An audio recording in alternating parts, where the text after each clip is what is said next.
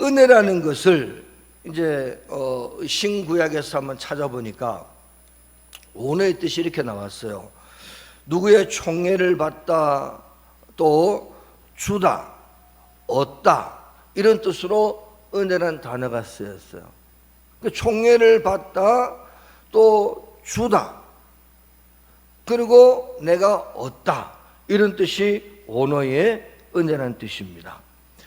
이것을 우리가 이제 오늘날 우리 신앙생활하는 저와 여러분들의 믿음의 삶에서 한번 풀어보면은, 죄인된 사람들이 예수님의 십자가의 죽으심으로 말미암아 하나님의 사랑을 받는 성도가 되었고, 이런 사랑을 남들에게, 아직도 예수님을 몰라서 알지 못해서 살아가는 그들에게 전해줄 수 있는 삶을 살게 된 것이 은혜다라는 거죠. 내가 뭘 많이 받아서가, 물론 그것도 은혜입니다. 그러나 오늘 이 말씀의 원어를 잘 풀어보면은, 십자가의 죽음으로 내 죄가 사함받았고, 사함받은 그 사랑이 감격이 크고 감사가 커서 다른 사람들에게 그 사랑을 전해줄 수 있는 그런 삶을 살게 하도록 나를 이끌어 가신 것, 그것이 바로 은혜다. 여러분들, 그러면은 저와 여러분들은 하나님의 은혜를 받은 사람들이죠. 할렐루야. 은혜가 충만한 분들이죠. 왜?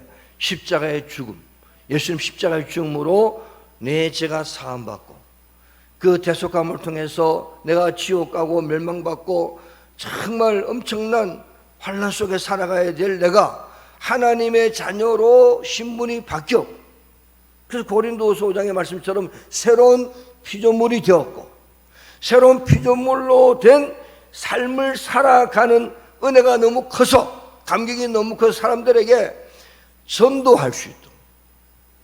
그래서 우리는 다른 사람들 뭐라 합니까? 내가 믿는 예수를 당신도 한번 믿어봐, 내가 만난 예수를 당신도 한번 만나봐 라고 할 수 있는 삶을 살도록 내가 되었다. 그것이 바로 은혜 받은 성도의 모습입니다.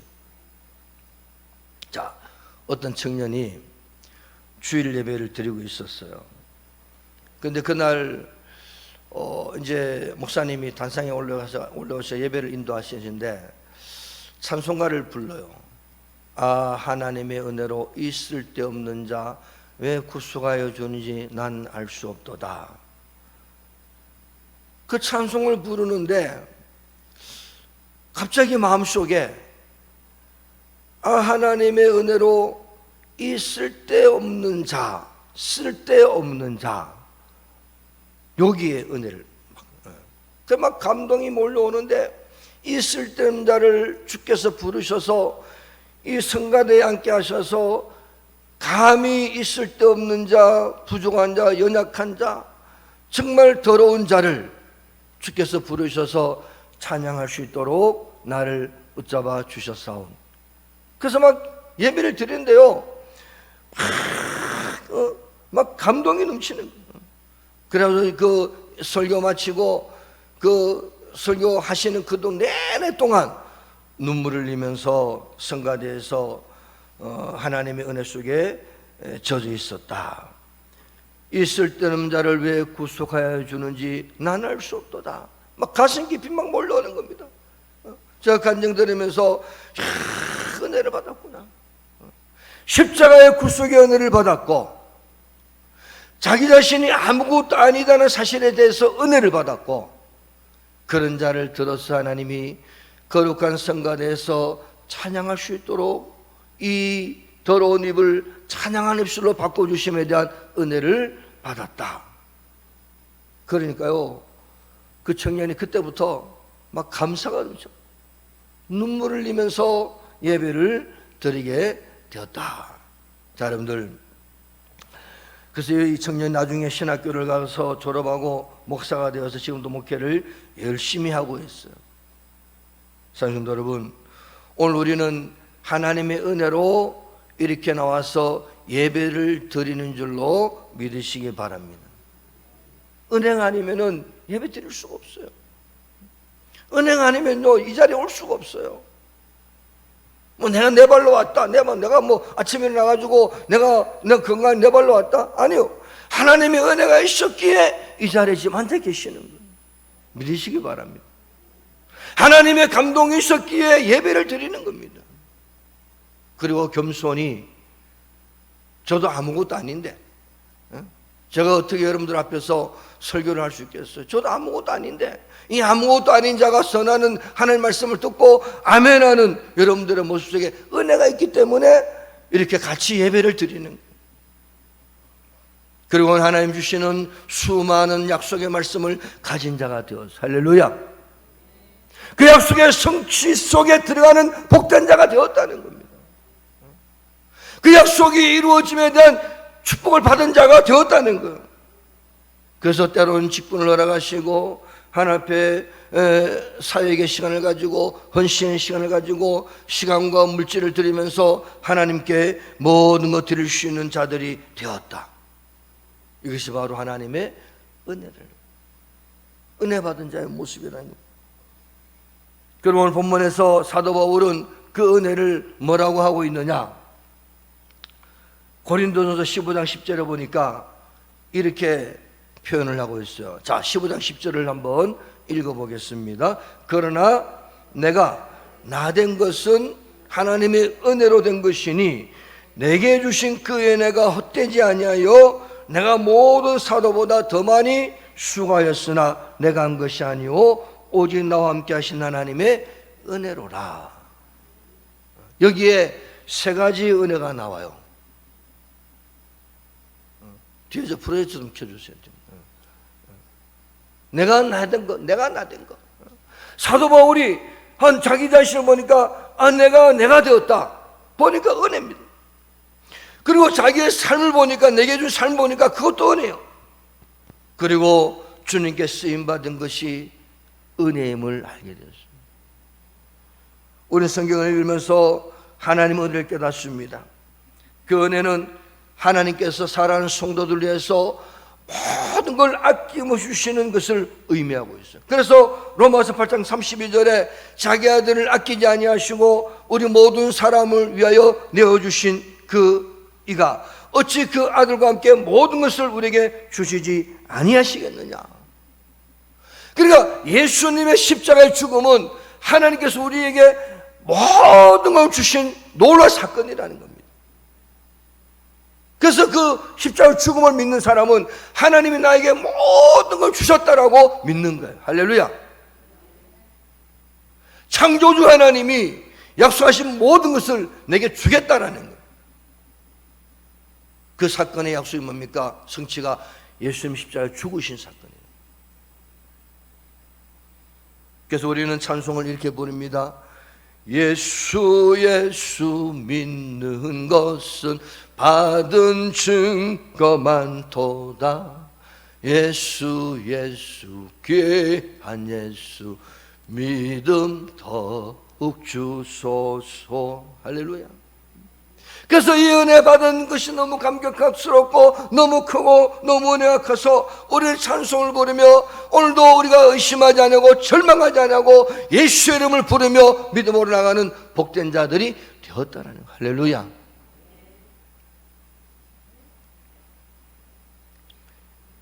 진성이가 군대를 이제 재입대해가지고 어디를 갔는가 하면은 옛날에 공수부대, 요즘 그런 말 안 쓰죠, 그죠? 특전사. 제가 깜짝 놀라가지고, 제가 특전사를 찾아보니까요, 뭐 뛰어내리고, 이거 말도 안 해. 이거는 완전히, 이거 어떻게 할 건가? 그래서 제가 아는 목사님이 자기 그 친척 중에 한 분이 특전사 지금 중령이라는데, 어떻게 했나 했더니, 이거 좋다 그래. 그분은 좋대요. 훈련 받고 하고 그래서 진성이가 이제 이 발령이죠, 그죠? 인사 되고 나서 대대장한테 찾아가서 대대장이 이제 대령인데 대장님, 저는 그 특전사 갈 수 있는 체력이 안 됩니다. 그죠? 준성이가 뭐 체력이 그리 단단하지가 않잖아요, 그죠? 여러분들 저를 봐도 뭐 등산사 할 만합니까? 그래서 이제 그래 말을 했대요. 근데 이미 발령이 났으니까 이거는 뭐 돌이킬 수 없는 거죠. 그 지금 그 충청부도 증평에 가 있어요. 가 있는데 제가 그 말도 그때부터요 기도를 하는 하나님 어떡합니까? 옛날에 공수부대 그럼 막 대단한 그 외국에 막 파병도 가고 말이죠. 뭐 그런 군인인데 며칠 동안 이제 지금 2주 넘었죠. 3주째 돼가는데 며칠 동안 기도하면 하나님 어떡합니까? 지켜주옵소서 기도를 하는데 말씀하시길 그래요. 그것도 하나님의 은혜다 그래. 은혜다. 왜냐니까 거기에 진성이를 향한 계획이 있어요. 저는 그걸 알아요. 하나님께서 주신 뜻이 있어요. 그런데 거기를 가게 한 것도 하나님의 은혜다. 그래서 모든 걸 은혜로 딱 받아버리니까 하나님이 지켜주신다. 역사하고 계신다. 은혜를 주신다. 건강도 주시고 어떤 훈련을 받아도 사고 나지 않고 하나님 다 역사하실 줄로 믿습니다. 그래서 우리는 사도 바울이 하나님의 은혜가 뭔가에 대해서 말씀하시는데 첫 번째는 사도 바울이 이런 말 합니다. 내가 하나님을 만났다고 하는 겁니다. 할렐루야. 그럼 하나님 만나셨어요? 대답 안 하신 분도 계시네요. 그런 데는 이런 거는요 아멘을 크게 하시죠. 하나님 만나셨죠? 아멘. 하나님 만나면 안 됐잖아요, 그죠? 오늘 본문에 15장 8절에 보니까 사도 바울이 이런 고백합니다. 맨 나중에 만삭되지 못하여 난 자 같은 내게도 보이셨느니라. 이 만삭되지 못한다는 말은 말하자면 조산할 말. 요즘 같으면 인큐베이터 집어넣어야 겨울 살 수 있는 애들을 말한단 말이죠. 근데 사도 바울이 그런 사람이었던 것 같아요. 태어났는데 너무 일찍 태어나가지고 야 이거 죽을 수도 있는 그런 상황이었어요. 그런데 오늘 본문은 무슨 뜻을 말하는 거니까 아무 쓸데없는 부족하기 짝이 없는 벌레만도 못한 야곱 하나님이 야곱을 보고 지렁이 같은 너 야곱아 그랬잖아요. 야곱이 지렁이같이 아니에요. 야곱은 부족장이었어요. 대단한 가솔들이 끌고 간 대단한 사람이었어요. 그런데 하나님이 지렁이 같은 너 야곱아 라고 말씀합니다. 근데 야곱이 내가 지렁이 같다고 하나님 왜 그런 말씀하세요? 안 그러셨어요. 나는 지렁이 같은 사람, 벌레만도 못한 자다, 쓸데없는 자다. 그래서 사도 바울이 말하는 만삭되지 못하여 난 자 같은 내게도 하나님이 나타나셔서 나를 만나주셨다. 우리는 오늘 잘난 거 하나 없어요. 내가 뭘 잘해서 하나님 만나주신 걸로 착각하지 마세요. 하나님이 부정하고 못난 나를 만나주신 거예요.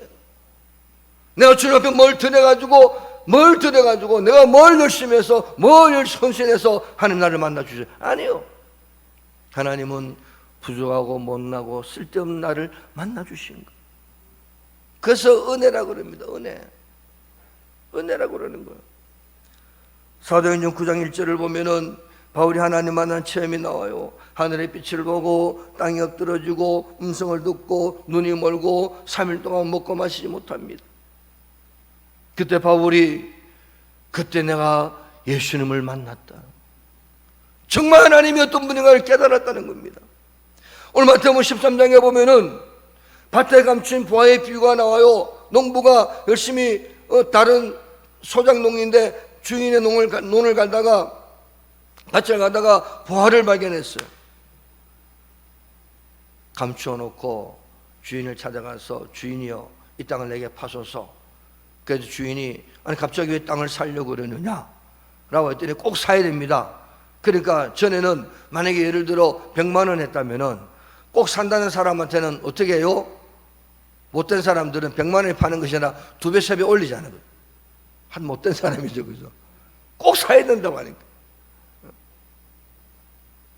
그래서 200만 원 살려는 예, 삽니다. 그래서 이 사람이요 다 뭐 끌어모아가지고 왜니까 끌어모아서 또 빌려가지고 200만 주고 샀어. 왜 샀어요? 그 안에 200만 원이 아니라 평생 먹고 살 수 있는 보물이 있기 때문에. 사가지고 등기 딱 해가지고 가면서 뭐라 그랬을까요? 에이구, 네가 똑똑하네, 내가 똑똑하네. 자들, 예수라는 부활을 발견한 사람은 내 것을 다 팔아서 사는 거예요. 이 부활을 발견하지 못했기 때문에 아직 세상을 바라보고 세상 것 때문에 기뻐하고 세상 것 때문에 희노의 낙을 찾는 겁니다. 이 부활을 발견한 사람은요, 다 팔아서라도 이 예수를 찾는 거예요. 할렐루야. 부활을 만나셨나요? 부활을 찾으셨나요? 예수가 최고입니까? 하나님의 인생의 구원자입니까? 그거 못하고 한다면 우리 한번 이렇게 선포해 봅시다. 나는, 따라합니다. 나는 예수님을 소유한 최고의 행복자가 되었다. 나는 예수님을 소유함으로 인생의 축복과 영생의 축복을 누리는 자가 되었다. 할렐루야. 이 부활을 발견한 사람만이 고백하는 거예요. 이 부활가 가장 인생의 축복과 영생의 축복을 줄 수 있다는 사실 믿는 사람만이 이 고백을 할 수 있는 거예요. 그래서 내 인생을 주께 드리는 거예요. 할렐루야. 그렇지 못한 사람은요, 못 드려요. 이 부활가 정말 부활을 못 깨달은 사람은 신앙생활 제대로 못한다니까. 겸손히 엎드려 주 앞에 서지 못한다니까. 교수님을 만나지 못한 사람은 여전히 세상 것으로 기뻐합니다. 세상 것으로. 물론 환경적으로 다가오는 것들이요, 눈에 보이는 거, 내가 느끼는 것들이요, 우리는 그 감각적인 것에 내가 의연할 수는 없어요. 그러나 부활을 발견한 사람은 그것으로 기뻐하려고 하다가도 아니야, 나는 예수님으로 말미암아 기뻐하는 자다. 왜? 예수 안에 다 있잖아요. 예수 안에. 믿습니까? 하나님 다 있잖아요. 그죠? 그래서 역대합니까? 모든 부활과 모든 보물과 모든 것이 하나님 안에 있다고 말씀하시는 거예요. 그래서 구약시대나 신약시대나 하나님 만난 사람들은 하나님의 뜻대로 충성을 합니다. 하나님 것으로 기뻐할 수밖에 없어요. 성도 여러분, 하나님 꼭 만나실 줄 축복합니다. 하나님 만나셔야 돼요. 하나님의 은혜가 크고 놀라운 것임을 알게 되고 믿음으로 살아간 자가 하나님 만날 때 되는 거예요. 그래서 하나님 만나려면 성령님의 도우심을 구해야 되고 성령님이 깨워주시는 죄를 인식해야 되고 눈물로 회개하고 하나님 말씀 앞에 순종할 때 하나님 만나주시는 거예요. 내 정성이 필요한 게 아닙니다. 내 노력이 필요한 게 아닙니다. 말씀 앞에 엎드릴 때 만나주시는 거예요. 세상 종교들은요, 자기 노력과 자기 힘으로, 자기 지식으로, 자기 것으로 다 신을 불러들여요. 근데 우리 하나님은 우리가 아무리 노력해도 신이 하나님 안 오셔요. 엎드릴 때, 죄를 회개할 때, 성령님의 인도를 따라 살 때에 하나님이 오시는 거예요. 세월은요, 쏜사같이 지나가요. 순식간에 지나가고 지금 여러분들 돌아보면요, 내가 벌써 이 나이가 되었나라고 생각을 하게 됩니다. 우리는 그 지나가는 세월 속에서 하나님을 늘 만나시길 주름으로 축복합니다. 이제는 세상 것이 좋은 것이 아니라 주님이 좋으시기 바랍니다. 주 예수보다도 귀한 것이 없네. 세상 즐거움 다 버리고 나는 주님만으로 즐거워하리라. 이 믿음을 간직하시고 주님 때문에 즐거워하세요. 누구 말 때문에 즐거워하는 것이 아니라 주님 때문에 즐거워하세요. 저는 설교를 월요일날 오전에 준비했어요. 오전에 준비해놓고 일주일 동안 묵상하고 토요일날 완성했어요. 여러분들 하나님의 축복을 받는 삶이 되실 줄로 축복합니다. 두 번째는 사도 바울이 이렇게 고백합니다. 자기를 보니까 새로운 나가 되었네. 내가 새로운 나로 변화되었네. 나를 보니까 야, 내가 이렇게 변했나.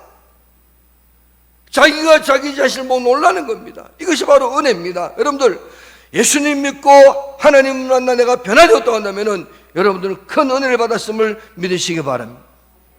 고린도서 15장 10절을 아까 읽었는데 다시 한번 읽어보겠습니다. 고린도서 15장 10절. 그러나 내가 나된 것은 하나님의 은혜로 된 것이니 내게 주신 그 은혜가 헛되지 아니하여 내가 모든 사도보다 더 많이 수고하였으나 내가 한 것이 아니요 오직 나와 함께 하신 하나님의 은혜로라. 할렐루야. 자, 바울이 어떤 자입니까? 교회를 박해하던 자였어요. 그런데 그가 예수님을 만났어요. 변화를 받아 예수님을 증거하는 자가 되었어요. 바울은 성경을 통해서 자기가 변화된 모습을 여러 곳 증거를 하고 있습니다. 그러면 바울이 변화되기 전에 어떤 모습이었느냐? 고린도전서 15장 9절 오늘 본문입니다. 나는 사도 중에 가장 작은 자라 나는 하나님의 교회를 박해하였으므로. 하나님의 교회를 박해하던 자였어요. 디모데전서 1장 13절에 보니까 내가 비방자요 박해자요 폭행자요 비방자요 박해자요 폭행자였다. 그러니까 하나님 믿는다, 이제 유대인이죠, 그죠? 바리새인이죠. 하나님 믿는 핑계로 우리 예수 믿는 자들을 박해하고 폭행하며 비방했던 자였어요. 교회를 비방했던 자였어요. 그런데 사도 바울이 변화되고 나서 고린도후서 12장 28절에 이래 고백합니다. 이 일은 고사하고 아직도 내 속에 눌리는 일이 있으니 곧 모든 교회를 위하여 염려하는 것이라. 뭐를 위해서요?